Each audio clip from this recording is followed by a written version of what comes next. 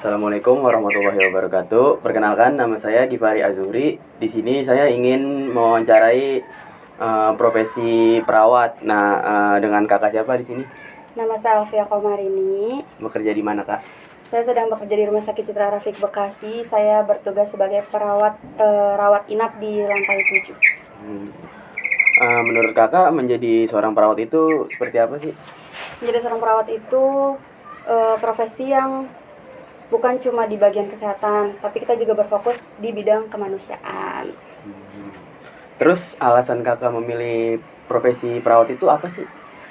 Sebenarnya kan karena ingin membantu orang lain, tapi kalau misalnya alasan cuma karena ingin membantu orang lain tuh kayak terdengar naif banget gitu kan. Iya. Intinya tuh menjadi seorang perawat itu, kenapa saya memilih itu, karena sangat amat berguna untuk keluarga, lingkungan masyarakat sekitar. Oh iya. Terus udah berapa lama jadi perawat itu? Saya jadi perawat kurang lebih udah 2 tahun. Pengalaman apa sih yang paling berkesan itu selama menjadi seorang perawat? Yang jelas pengalaman yang paling berkesan itu ketika saya berhasil membantu pasien saya yang tadinya lagi keadaan kritis, sampai dia tuh bisa sehat kembali, pulang, kumpul bareng lagi sama keluarganya. Itu benar-benar berkesan banget buat Itu yang saya. paling berkesan berarti ya. Kalau menurut kakak sendiri, kalau mau jadi perawat itu kemampuan apa sih yang harus kita punyain dalam diri kita sendiri? Yang paling jelas tuh yang harus kita miliki, yang pertama banget itu harus mempunyai komunikasi yang baik. Itu jelas ya, karena kan perawat itu hubungannya sama manusia. Iya. Berarti komunikasinya harus baik. Yang kedua, kita harus mempunyai rasa empati, simpati, pokoknya punya rasa kemanusiaan yang tinggi. Mengapa sih kemampuan itu tuh penting dalam seorang perawat? Karena kan kalau kita kan yang namanya berhubungan sama manusia, komunikasinya harus baik. Gimana caranya biar pasien kita tuh ngerasa aman, nyaman sama Iya. kita. Terus kenapa kita harus punya rasa empati? Ya biar kita tuh bisa memposisikan diri kita sebagai pasien gitu. Oh iya. Terus gimana cara kakak sendiri meningkatin kemampuan itu? Yang jelas sih kita ikut-ikut seminar, pelatihan, sama yang paling penting itu ya belajar dari pengalaman sehari-hari. Kira-kira ada nggak sih kak kemampuan yang menurut kakak itu paling sulit buat dikuasai?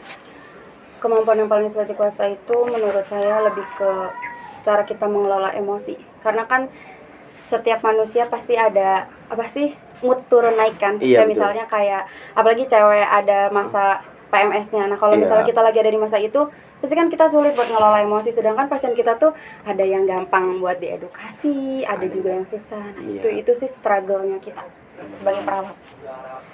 Terus menurut kakak mengapa kode etik itu penting dalam profesi keperawatan?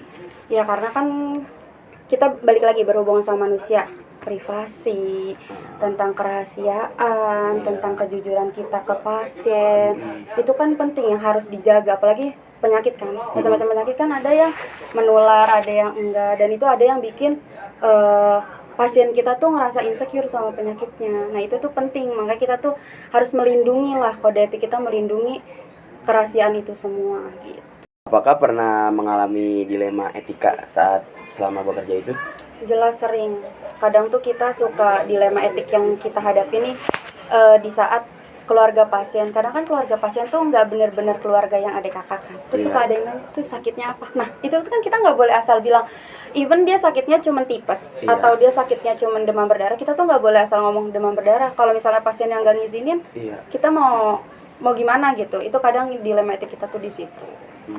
Terus biasanya itu gimana sih cara menyelesaikan situasi kayak gitu tuh?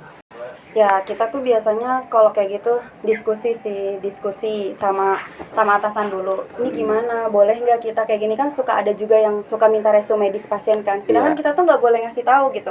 Kadang kita diskusi dulu ke atasan kalau emang keluarganya keke. Terus kalau misalnya atasannya kita udah diskusi, ya tetap kita harus menyelesaikannya pakai prosedur yang ada. Kalau emang dari prosedurnya bener-bener nggak ngebolehin, ya kita bener-bener nggak ngebolehin. Kalaupun boleh dengan satu catatan, ya udah boleh dengan satu catatan. Tetap ya pasien kita harus konfirmasi dulu ke pasiennya yang bersangkutan. Oh gitu. Terus gimana cara kakak itu memberikan pelayanan yang baik kepada pasien? memberikan pelayanan yang baik kepada pasien tuh yang jelas kita kayak memberi kenyamanan ke pasien, kayak kita menjaga kebersihannya, kita buat dia nyaman. Kayak misalnya suhu ruangan kan berpengaruh banget. Ada pasien juga yang komplain dingin kedinginan, panas kepanasan. Itu kan juga jadi dilema kita sebagai perawat. Apalagi misalnya pasiennya di kelas 3, isinya 4 orang. Yang satu pengen dingin, yang satu pengen nggak pengen dingin gitu Iya. lah. Itu kan juga ya kita kasih pengertian. Pokoknya kita kasih senyaman mungkin. Yang penting sih kebersihannya sih yang udah jelas banget itu. Terus menurut kakak itu apa sih yang paling dibutuhin pasien selain pengobatan? Dukungan. Dukungan. Support emosional, dukungan emosional. Maksudnya nggak cuman kita ngasih tindakan medis, misalnya kita kayak ngasih obat, kita ngasih makan, itu nggak cuman itu, tapi kita support kayak, ayo bu semangat, kita kasih perhatian lebih, kayak ibu udah dimakan, ini makanannya udah dimakan belum, obatnya udah diminum belum. Ada kok pasien yang mau makan kalau kita suruh dan kita suapin. Ada juga pasien yang mau minum obat kalau kita bukain. Kayak gitu, itu tuh penting. Oh, berarti itu yang paling penting itu tuh? Iya, support, dukungan emosional tuh penting banget buat pasien-pasien, apalagi lagi sakit ya. Iya. Bahkan pelajaran psikolognya pun ada gitu. Orang sakit sama orang sehat tuh ya psikolognya beda. Beda. Kalau orang sakit pasti lebih butuh dimanja, lebih butuh Benar, diperhatiin benar, kayak benar. gitu. Iya.